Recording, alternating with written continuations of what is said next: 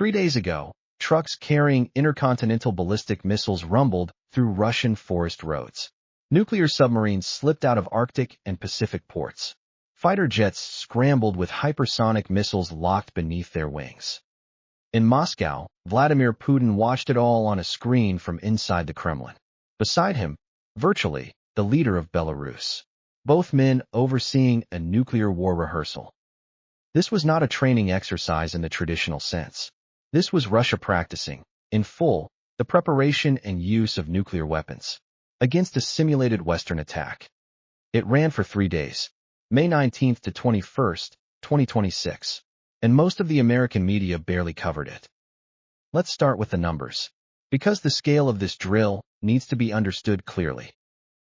Russia's defense ministry confirmed 64,000 troops mobilized. That is roughly the entire population of Santa Fe, New Mexico, in uniform, running a nuclear war simulation.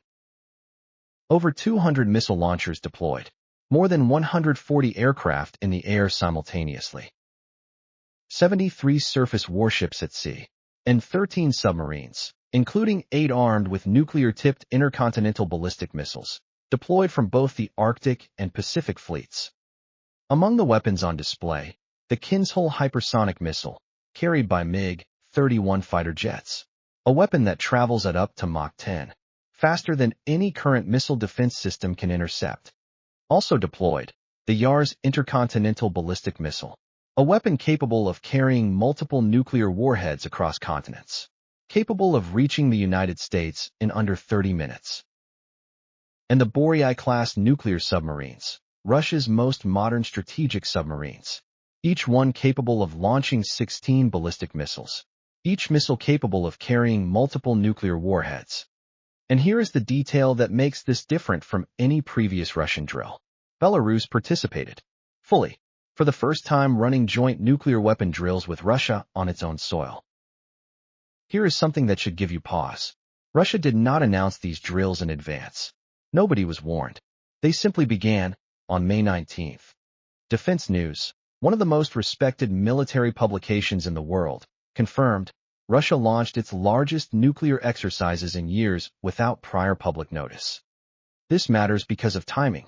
Russia's annual strategic nuclear drill, known informally as GROM, meaning thunder, has traditionally been held every October since 2022.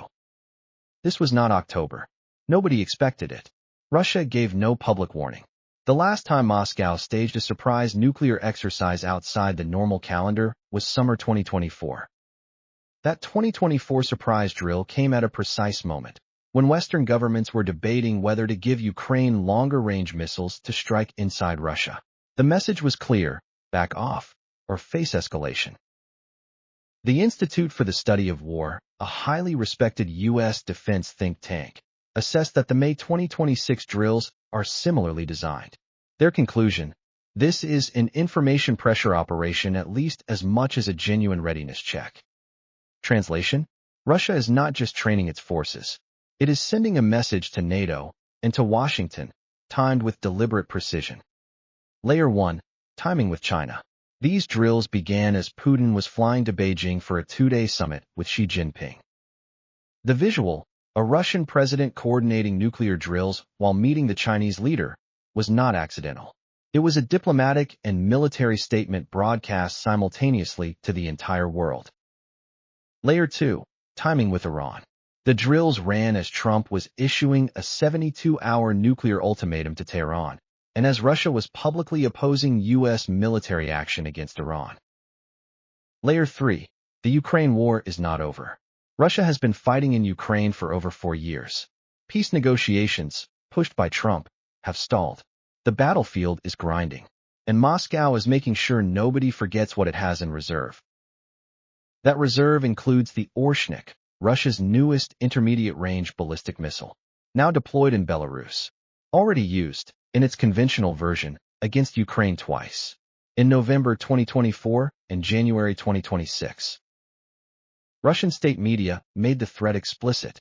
The Orshnik can reach an airbase in Poland in 11 minutes, NATO headquarters in Brussels in 17 minutes, and crucially, you cannot tell if it carries a nuclear or conventional warhead until it hits.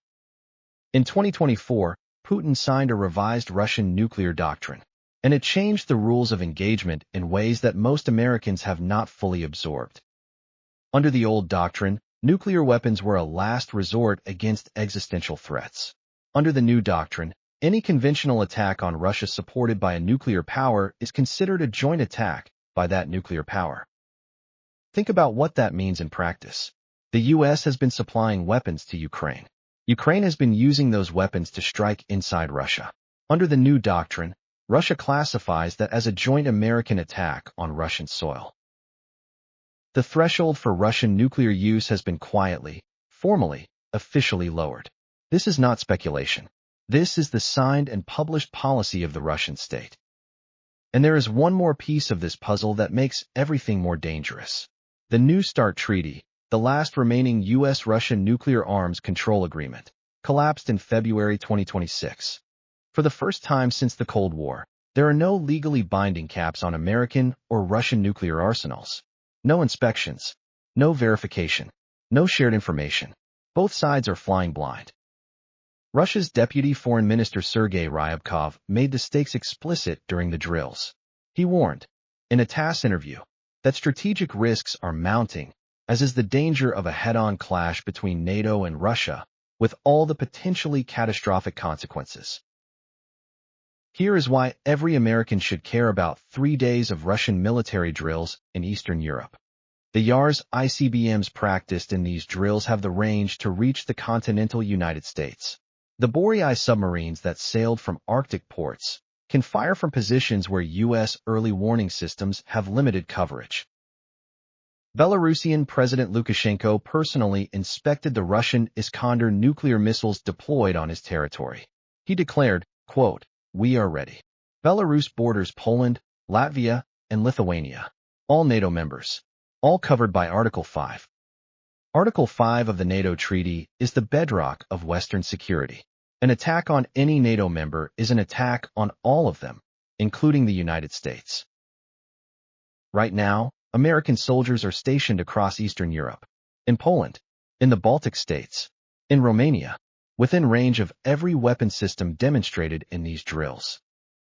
Putin chose his words carefully during the drill video call. The use of nuclear weapons, he said, is an extreme, exceptional measure for ensuring the national security of our states. Exceptional, not impossible, not off the table, not unthinkable, exceptional. The Cold War never fully ended. It paused, it evolved, and right now, in May 2026, it is heating up faster than at any point in the last 40 years. 64,000 troops, 200 missile launchers, 13 nuclear submarines, 140 aircraft.